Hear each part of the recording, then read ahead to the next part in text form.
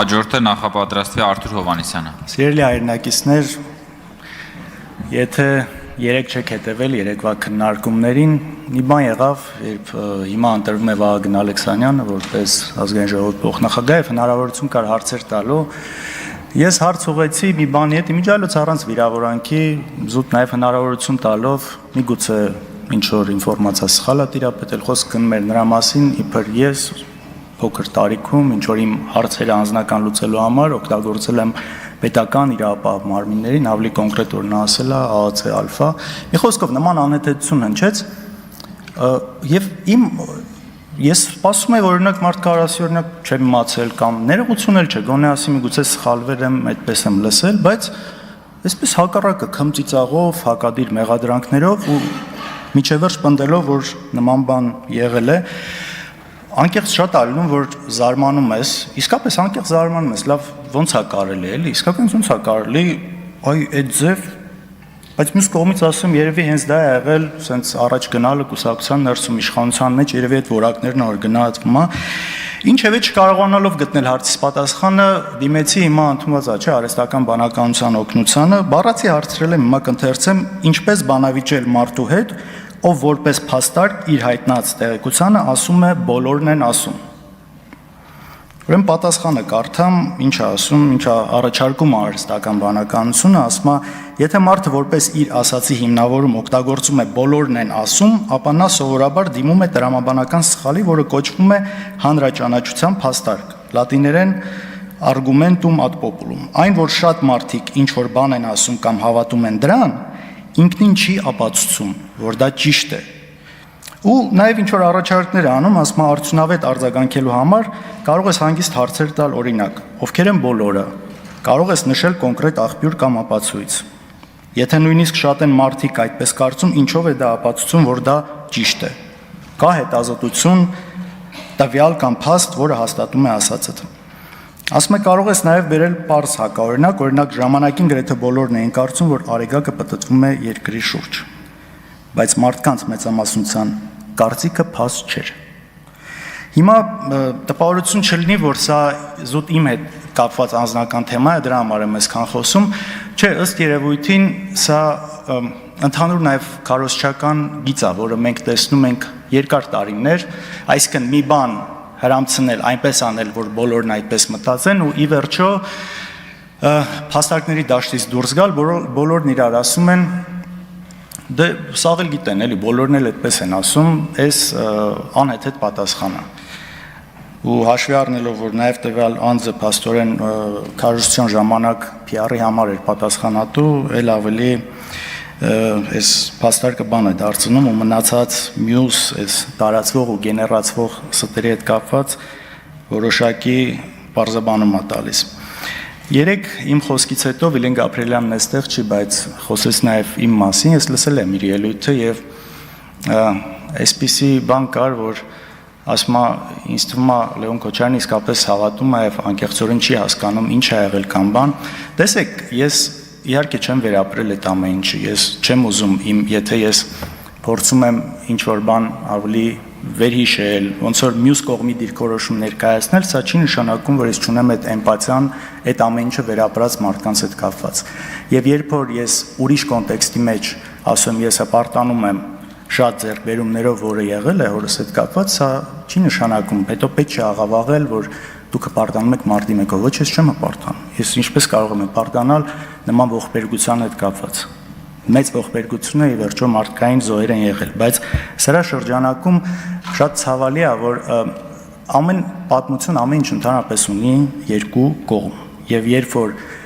օրինակ ինչպես այսօր Անդրանիկ Քոչարյանը խոսում էր, դեպքեր էր նկարագրում, բայց այդ կիսաճշմարտությունները, ոչ լիարժեքությունը բերում է այս նրան, որ ի վերջո բոլորը ասում են մի բան, որը կարող է մեղմ ասած այդքան էլ այդպես չի։ Օրինակ ինչ է ասում է Քոչարյանը եկավ Ռուսաստանից բանակը հավաքեց եւ ինչ որ հրահանգներ տվեց։ Բայց ախր դրան նախորդող բաներ են չի եղել։ Բեմահարթակից հնչում էին պաշտպանության փոխնախարարների անունները, կոչ էր արվում նրանց միանալ, կար խմորումներ նույն երկրապահում, այսինքն այդ օթից չի եղել ու խնդիր է եղել պահելու բանակը քաղաքական process-ներին ներգրավել։ Ես հիմա շատ չեմ ուզում խորանալ, երեկել ասի, որ ու նաև ձեզնից մարդիկ էստեղ ասեցին, որ իսկապես չեմ կարծում, որ հանրությունը դա է ուզում մեզնից, բայց ամեն դեպքում նույն ֆիլմի հետ կապված բանը բերվեց։ Այդ ֆիլմում նաև կան իհարկե անճշտություններ, օրինակ ոստիկանական մեքենան իբր վրաերթի ենթարկել մարդկանց, որ իրականում այդպես չէ, հիմիկվա քննչականն էլ դա հաստատել է, որ դա այդպես չէ, ավելին այդ Վիլիսի մեջ նստած ոստիկանը ծեծվել էր ցուցարարների կողմից ու նաև իրենց խլել էին իր տաբելային զենքը։ Հիմա լավ, վատ, ես այստեղ զուտ հարցը նրանում է, որ այս փաստական տվյալները նաև պետք չէ աղավաղել։ Ես այդ իրադարձությունները համարում եմ ողբերգություն ու նաև ուզում եմ հիշեցնել Նիկոլ Փաշինյանի խոսքը, ով ասել է, որ մարտի 1-ը չի բացահայտվելու, դեռևս 2018 թվականի փետրվարին, եթե չեմ սխալվում, ասել է չի բացահայտվելու մարտի 1-ի գործը, մարտի 1-ի սպանողները այնքան ժամանակ, քանի դեռ իշխանության են կազմակերպիչները։ Հիմա 8 տարի դուք իշխանության եք։ Ոչ մի հատ սպանության հետ կապված չկա բացահայտում, ինչը շատ ցավալի է։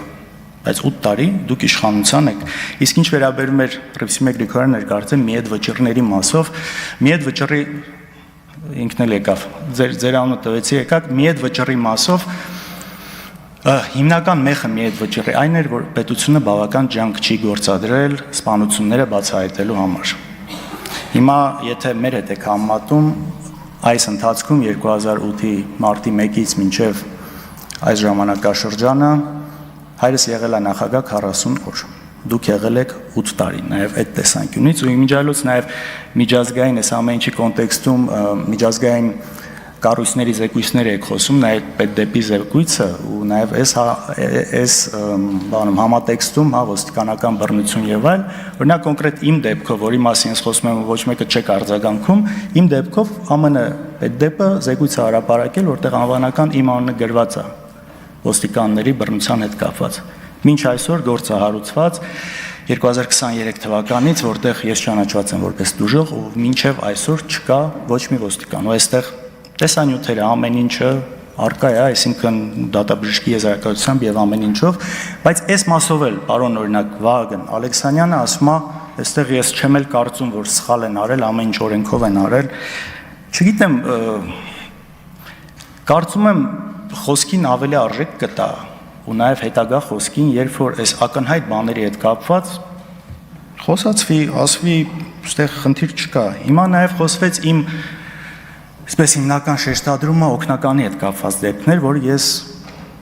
դատապարտում եմ, ես շատ վատ եմ զգում, որ այդ դեպքը եղել է, բայց ես ինչի նաև այդ ժամանակ չեմ արձագանքել, որովհետև միանգամից գործ էր հարուցվել, պետք է լիներ կալանքի նիստ եւ փաստաբանները խնդրել էին, որ միգուցե դա կալանքի նիստի վրա ունենա որոշակի ազդեցություն եւ ես հետ մնացի, բայց դրա հետ կապված իմ օգնականը, ով նաև իմ ընկերն է, լավ տղա է, լավ մարդ է, իր բացատրությունները տվել է եւ սա չի արվել որպես լրագրող, իմիջիալոց գործը դատարանում է 3-ից 6 տարի, ուզում են Արտուրին մեկ հարվածի համար դատել, սա այլ հարցի բան է։ Տեսեք, մյուս մասով ինչպես հա ձեր նոր պատգամավորներից կներեք Միքայել Խաչատրյան, հա հարգելի Միքայել Խաչատրյան, ձեզ չգիտեմ խորհուրդ կամ բան, զոհերի հետ կապված մի արեք այդ համեմատությունը ձեր իշխանության ու այն ժամանակվա, այստեղ ոչ մի ձևով չեք կարող դուք շահեկան դիրքում լինեք, այս իշխանության ժամանակ եղել են հազարավոր զոհեր, ու հետո Նիկոլ Փաշինյանը կանգնում ասում է, որ այդ զոհերը կարող էին չլինել, արդյունքը կլիներ նույնը։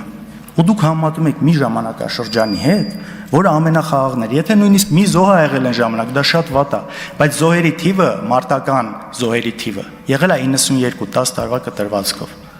Եվ երբ որ դուք գալի ասում եք, ես ինչից եք խոսում, հիմա 2 տարի է չեն կրակում, իմիջիալոց նույն այդ բանը ասում էին մինչև 2020 թվականի 44-օրյա պատերազմն, այսպես չէ, հուլիսյան դեպքերը, այս քարոզչական թեզը գնում էր չեն կրակում։ Աստված դա երբեք չկրակեն, բայց խնդրում եմ մի խեղաթյուրեք։